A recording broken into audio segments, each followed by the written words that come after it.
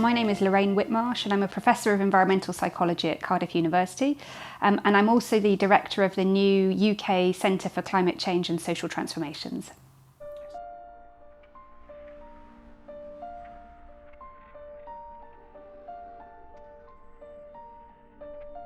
We started on the 1st of May this year, 2019, and we run initially for 5 years. So we are just at the point where we're recruiting staff and we're trying to kind of get up and running, but it's very much the beginning of a journey here. So we are the hub, we're the head office of the centre, but we're also, there are a number of other universities and a charity involved. So it's also Manchester University, East Anglia University, York University and Climate Outreach, who are a non-governmental organisation who help communicate climate change. So we're a distributed centre, but Cardiff is the lead partner. So I think the rationale really is that a lot of the research and also the policy attention has been on tackling climate change and reducing emissions through technical solutions, particularly focused on the supply side. So thinking about how can we roll out renewables and how can we develop new energy sources.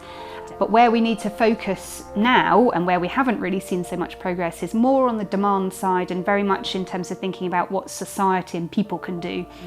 So that's really where we're focused. We're focused very much on thinking about people as agents of change. So how can people bring about the transformation required to tackle climate change? In the centre, we're focused in particular on 4 areas. So these are areas where we haven't seen so much progress to date in terms of decarbonisation, but they're absolutely critical to tackling climate change because they are very high emitting. So those areas are mobility, food, heating and cooling in buildings, and material consumption. And the way in which we think we can most effectively bring about change in those areas is about focusing on co-benefits. So we know that the thing that motivates people is not necessarily tackling climate change or reducing emissions.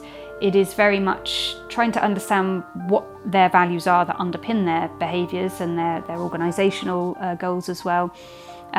And working with those. So it may be about I want to lose weight, or I want to have a city which is clean so that my children can grow up and not have health problems. So crucially, we're not about coming in with a set of solutions, whether we've developed them or an individual or group has developed them, and sort of impose those on people, because we know that won't work. We know that from the Gilets jaunes in France and fuel duty protests in this country previously. The public will respond negatively to anything that they feel is being imposed, particularly from a group of people that they might think is sort of elite or, far removed from their day-to-day concerns and realities. So we need to work with people, that's clear. So through the visioning work, then we will be able to scope out the interventions that we want to test. But you can often find quite surprising solutions to problems by engaging with the people who on the ground are working in these contexts.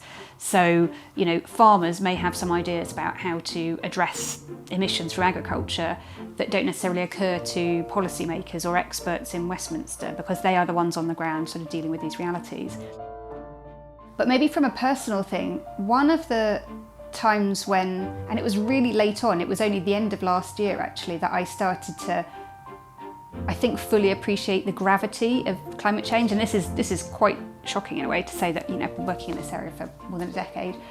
But it wasn't until the IPCC's 1.5 degree report came out and I saw some of the figures about coral reefs, that even if we achieve a 1.5 degree target, which most people say is extremely unlikely, so that's incredibly ambitious, we've lost corals. I mean, they're just gone. And so in a few short years, there will be no corals left. And when you put it in those terms, an entire ecosystem is completely lost and it's too late to do anything about it.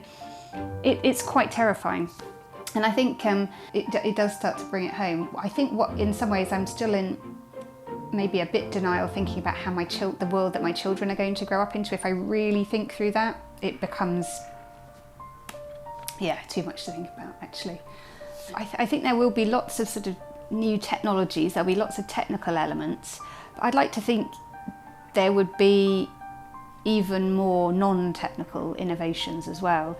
And so this might mean that we live rather more locally defined lives rather than global lives.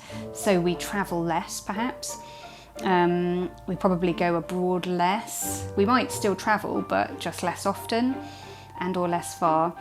And we spend more time locally, I think, and also sourcing things locally and interacting with communities, I would like to think a bit more.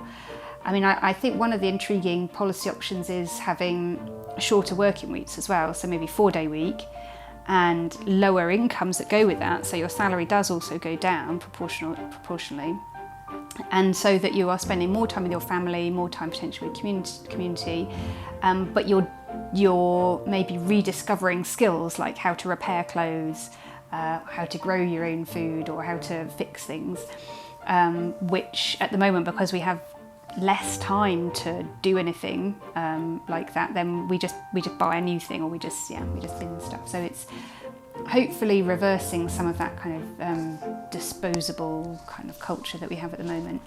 And if it's achieving well-being, I think this is the crucial thing, is I'd like to think that as well as those sorts of things being better for climate change and more sustainable, it's also better for us, because the more we spend time with our family, the less rushed we are, the less materialistic we are, the more we're doing fulfilling things, then the more happy I hope we would be as well.